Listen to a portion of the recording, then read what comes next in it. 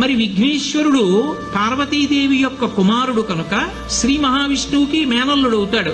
మేనమామల ముద్దు మేలైన ముద్దు. ఓసారి ఎందుకో వైకుంఠానికి తీసుకెళ్లాడు, మేనల్లుడు కదూ సంతోషంగా తీసుకెళ్లి అక్కడ సుదర్శన చక్రం పెట్టుకున్నాడు. ఇదేమిటో బాగుందని తీసి తొండంలో కింద పెట్టి మింగేశాడు. అయ్యబాబో ఇది శత్రు సంహారకమైనటువంటి సుదర్శన చక్రం రా, దీన్ని మింగేశాడు పిల్లాడని ఎలా బయటికి తెప్పించాలో అర్థం కాక విష్ణువు మొట్టమొదట ఆ పిల్లాడి ముందు ఇలా చెవులు పట్టుకుని గుంజీలు తీశాడు. గుంజీలు తీస్తే మామయ్య అదేమిటి అంత విచిత్రంగా కిందకి మీదకి ఊగుతున్నామని పడి పకపకా నవ్వాడు. ఆ నవ్వడంలో పొలమారి లోపల ఉన్న సుదర్శన చక్రాన్ని పైకి కక్కాడు. పైకి కక్కడానికి విష్ణువుకి సాధనంగా ఆనాడు గుంజీలు తీశాడు కనుక ఎవరు గుంజీలు తీస్తారో వాళ్ళని చూసి సంతోషించి అనుగ్రహిస్తూ ఉంటాడు. ఇప్పటికీ మీరు పాండిచేరి వెడితే పాండిచేరి రోడ్డు అంతా కూడా గుంజీలు తీస్తూనే కనపడతారు మీకు. విఘ్నేశ్వరుడి యొక్క పూజ అంత తేలిక.